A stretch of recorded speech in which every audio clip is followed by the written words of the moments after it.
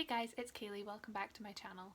Today I thought I would do a book haul, so these are all of the books that I've picked up while being off work in isolation. I only have a handful of physical books to show you, and then the rest are books that I've picked up on sale on Kindle because I have no willpower or self-restraint. So there's quite a few books here to talk about, so I'm just going to jump straight in. The first book that I have to show you is The Murder at the Vicarage by Agatha Christie. So I have actually not read any Agatha Christie novels, and this is the first book in the Miss Marple series. This is the one that I'm most interested in starting, so I thought I would pick up the first book and go from here.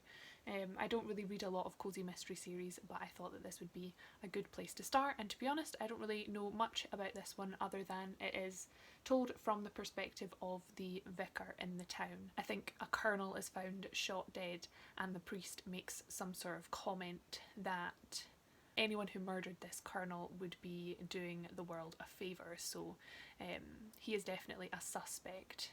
I'm super excited to give Agatha Christie a go, and if I enjoy this one I will definitely be continuing on with the Miss Marple series.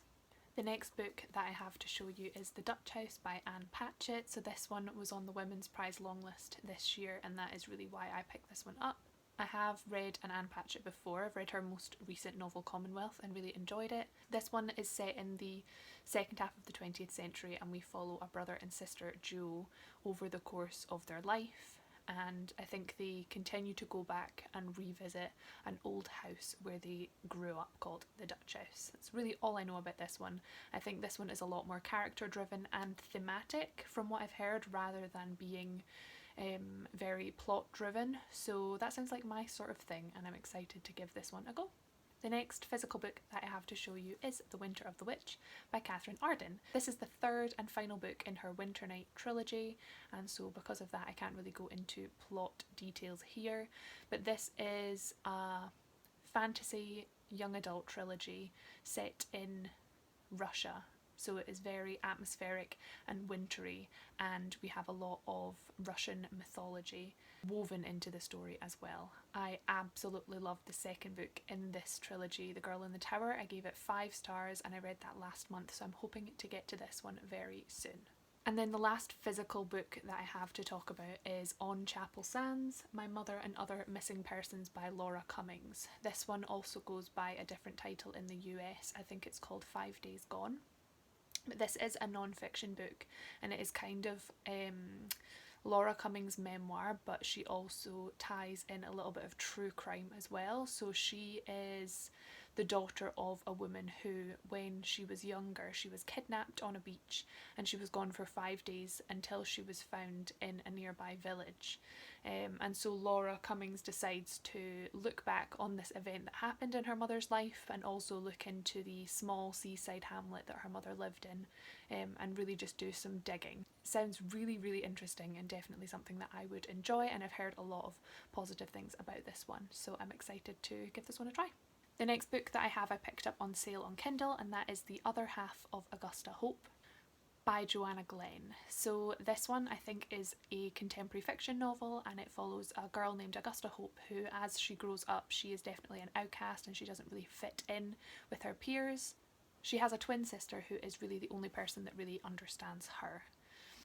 I think a traumatic event happens in her life, and then this kickstarts the events of the novel, and from what I've heard this also has a dual narrative, so we have the perspective of a young boy on the other side of the world as well, and him and Augusta's timelines I think intertwine and converge later on in the book. The next book that I picked up while on sale on Kindle was Patsy by Nicole Dennis Benn. So this book is set in Jamaica, and it follows a woman named Patsy who gets a visa to travel to America, and when she goes to America she wants to reunite with her long lost friend who she's been receiving letters from for quite some time. So she does move to America, and she leaves behind her mother and her 5-year-old daughter in Jamaica. When she gets to America though, I don't think it is quite as her friend's letters made out, and she kind of has to face the realities of what it's like to be an immigrant in America. And then I think we also get the perspective of her daughter back in Jamaica, and her daughter coming to terms with her own identity and her own sexuality, the relationship she has with her father, and then also coming to terms with the decision that her mother made to leave her behind. sounds really interesting. I've not actually read Nicole Dennis Benn's earlier novel Here Comes the Sun, but I've heard a load of good things about that one, and that is really why I picked this one up. The next book that I picked up is Miracle Creek by Angie Kim. So from what I've heard, this is a legal courtroom thriller, I think, and it follows a large group of characters who all know each other from a special treatment clinic, and I think there is a big explosion there where 2 people die, and it's quite clear that this is not an accident. So I think the book jumps from different perspectives, and we look into each of the different characters, what their motives might have been, and who is telling the truth. So it sounds really exciting. This is probably the sort of thriller that is most appealing to me. A lot of character studies and possibly some unreliable narrators as well. So very excited to get to this one. The next book that I have to speak about is actually a non-fiction pick, and this is A Woman of No Importance by Sonia Purnell. This book tells the story of Virginia Hall, who was a woman who in the Second World War was probably one of the most valuable secret agents for the Allies. She basically spent the whole war behind enemy lines and working with people in the French resistance, and she was constantly trying to evade capture from the Nazis. This is, I think, a story that's widely unknown, and when I first heard about this woman I was just fascinated and really just wanted to learn more about her, so really excited to pick this one up. I bought it straight away when I saw it for 99p on Kindle. The next 3 books that I picked up on Kindle I am so excited to read, and that is the first 3 books in the Girl Meets Duke series by Tessa Dare. So I am definitely not a romance reader, but recently I've been watching a lot of videos of people recommending historical romance, and I'm so excited to give the genre a try. So I picked these 3 up so that I can binge read them all. The first book is The Duchess Deal, and this one is, I think, like a marriage of convenience story. So we have a duke who is just recently come back from the war and he needs to marry, and then we have a young girl who is, I think, a vicar's daughter, and so I think this marriage for her means that she will get the money and the means that she needs to pursue the life that she wants. That's literally all I know about this one, and I think the other books in the series follow a different girl within this friend group, so I'm just so excited to start reading historical romance and get lost in a new genre, to be honest, and I'm excited for these fun reads to just devour in 24 hours. The next book that I have is The Stationery Shop of Turan by Marjan Kamali. This is a historical novel set in 1953 in Turan, and we follow a young couple who on the night before their wedding are separated, and then 60 years later they're reunited again, and they have both lived separate lives in America. And so I think this book is really just the story of both of their lives, and them discovering what happened to each other on that day when they were separated 60 years earlier. The next one that I have is actually a thriller, which I don't normally read, so this is The Good Daughter by Karen Slaughter. So this one has been very highly reviewed, which is why I picked it up. I thought this would be a good place to start with thrillers, and this one is about a pair of sisters who are, I think, in their 40s. So 28 years ago their family was attacked and their mother ended up dead, and so the girls are kind of just trying to piece together their fractured family, until then one day another traumatic event hits the town, and I think one of the girls is the first witness on the scene. So I think this is just a classic thriller, maybe with 2 mysteries being told simultaneously, and like I say, very highly reviewed, so I'm excited to try this one. The next book I have is another non-fiction pick, and that is The Year of Magical Thinking by Joan Didion. So this is Joan Didion's memoir, and she talks about her marriage and her family life. She experienced quite a lot of trauma when her young daughter falls ill, and then a few days later her husband literally falls dead in front of her eyes. So she's talking about grief and about dealing with death in the family, and about how she comes to terms with and lives with all of these emotions that she goes through. I think this sounds like it's going to be a really heartbreaking, harrowing read and quite a difficult read, but I have had this one on my radar for a very long time, so I'm excited to finally get to it.